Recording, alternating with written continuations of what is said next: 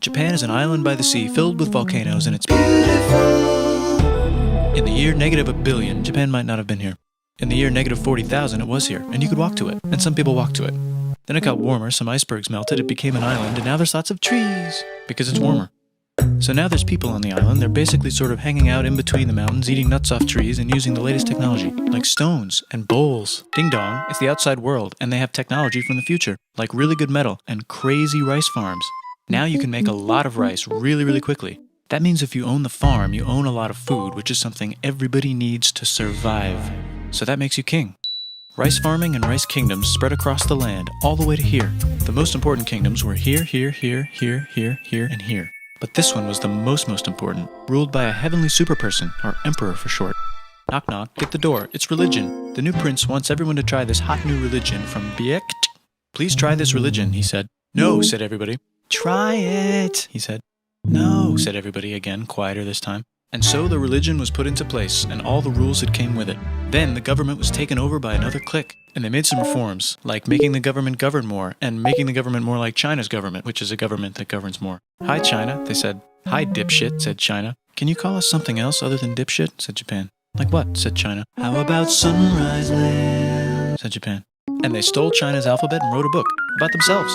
And then they made lots of poetry and art and another book about themselves. Then they stopped moving the capital every time the emperor died and kept it in one place for a while, right here.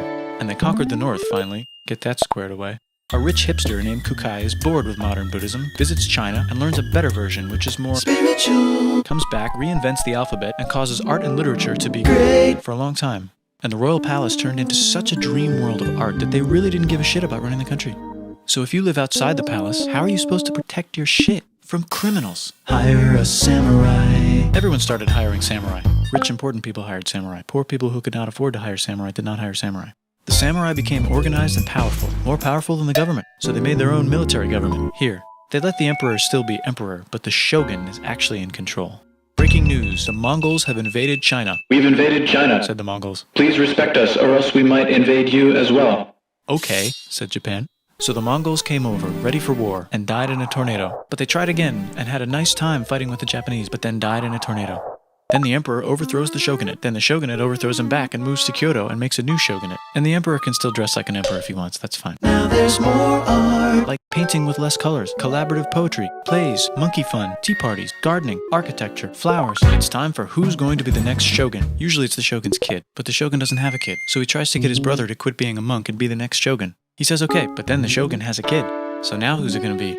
Vote now on your phones. And everyone voted so hard that the palace caught on fire and burned down. The shogun actually didn't care, he was off somewhere doing poetry. And the whole country broke into pieces. Everyone is fighting with each other for local power, and it's anybody's game. Knock knock, it's Europe. No, they're not here to take over, they just want to sell some shit, like clocks, and guns, and Jesus. So that's cool, but everyone's still fighting each other for control, now with guns. And wouldn't it be nice to control the capital, which right now is puppets, with no one controlling them? This clan is ready to make a run for it, but first they have to trample this smaller clan, which is in the way. Surprise, the smaller clan wins, and the leader of that clan steals the idea of invading the capital and invades the capital. And it goes very well. He's about halfway through conquering Japan when someone who works for him kills him, and then someone else who works for him kills them, and that guy finishes conquering Japan. And then he confiscated everybody's swords, and made some rules. And now I'm going to invade Korea, and then hopefully China, he said, and failed, and also died. But before he died, he told these 5 guys to take care of his 5-year-old son until he's old enough to be the next ruler of Japan. And the 5 guys said, yeah, right, it's not going to be this kid, it's going to be one of us, because we're grown-ups. And it's probably going to be this guy, who happens to be way more rich and powerful than the others. A lot of people support him, but a lot of people support not supporting him. They have a fight, and he wins, and starts a new government, right here. And he still lets the emperor dress like an emperor, and have very nice things. But don't get confused, this is the new government, and they are very strict. So strict they closed the country. No one can leave, and no one can come in. Except for the Dutch, if they want to buy and sell shit, but they have to do it right here. Now that the entire country was not at war with itself, the population increased a lot.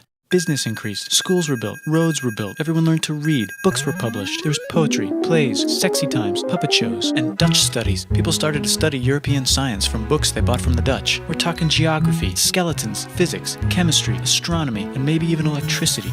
Over time, the economic and cultural prosperity began to gradually slow down. Knock knock. It's the United States, with huge boats, with guns. Gunboats. Open the country. Stop having it be closed, said the United States. There was really nothing they could do, so they signed a contract that lets the United States, Britain, and Russia visit Japan anytime they want. Choshu and Satsuma hated this. That sucks, they said. This sucks. And with almost very little outside help, they overthrew the shogunate and somehow made the emperor again and moved him to Edo, which they renamed Eastern Capital. They made a new government, which was a lot more Western. They made a new constitution that was pretty Western, and a military that was pretty Western. And do you know what else is Western? That's right, it's conquering stuff. So what can we conquer? Korea. They conquer Korea, taking it from its previous owner, China, and then go a little bit further. And Russia rushes in out of nowhere and says, "Stop, no, you can't take that. We were going to build a railroad through here to try to get some warm water." And Russia builds their railroad, supervised by a shit ton of soldiers. And then when the railroad was done, they downgraded to a fuck ton. Did I say downgrade? I meant upgrade. And Japan says, "Can you maybe chill?" And Russia says, "How about maybe you chill?" Japan is kind of scared of Russia. You'll never guess who's also kind of scared of Russia. Great Britain. So Japan and Great Britain make an alliance together so they can be a little less scared of Russia. Feeling confident, Japan goes to war against Russia, just for a moment, and then they both get tired and stop. It's time for World War I. The world is about to have a war, because it's the 1900s and weapons are getting crazy, and all these empires are excited to try them out on each other. Meanwhile, Japan has been enjoying conquering stuff and wants more. And the next thing on their list is this part of China and lots of tiny islands. All that stuff belongs to Germany, which just had war declared on it by Britain because Britain was friends with Belgium, which was being trespassed by Germany in order to get to France to kick France's ass because France is friends with Russia, who was getting ready to kick Austria's ass because Austria was getting ready to kick Serbia's ass because someone from Serbia shot the leader of Austria's ass. Or actually shot him in the head. And Britain is currently friends with Japan, so you know what that means. Duh, Japan should take the islands. Which they wanted to do anyway, so they called Britain on the telly to sort of let them know. And then they did it. And they also helped Britain a little here and there with some errands and stuff. Now the war is over, and congratulations, Japan, you technically fought in the war, which means you get to sit at the negotiating table with the big dudes, where they decided who owns what. And yes, Japan gets to keep all that shit they stole from Germany. You also get to join the post-war mega alliance, the League of Nations, whose mission statement is to try not to take over the world. The Great Depression is bad, and Japan's economy is now crappy, but the military is doing just fine, and it invades Manchuria. In the League of Nations, it's like, no, don't do that. If you're in the League of Nations, you're not supposed to take over the world. And Japan said, how about I do anyway? And Japan invaded more and more and more and more of China, and was planning to invade the entire East. You've got mail. It's from Germany, the new leader of Germany. He has a cool mustache, and he's trying to take over the world and needs friends. This also got forwarded to Italy. They all decided to be friends because they had so much in common. It's time for World War II. Germany is invading the neighbors. Then they invade the neighbors' neighbors. Then the neighbors' neighbors' neighbors, who happened to be Britain, said, holy shit. And the United States started helping Britain because they are good friends, and started not helping Japan because they're friends and our friends are not friends. Plus they're planning on invading the entire ocean. The United States is also working on a large, very huge bomb, bigger than any other bomb, ever, just in case. But they still haven't joined the war. War looks bad on TV, and the United States is really starting to care about their image. But then Japan spits on them in Hawaii and challenges them to war. And they say yes. And then Germany, as a symbol of friendship, declares war on the United States also. So the United States goes to war in Europe, and they help the gang chase Germany back into Germany. And they also start chasing Japan back into Japan. And they haven't used the bomb yet and are curious to see if it works, so they drop it on Japan. They actually drop 2.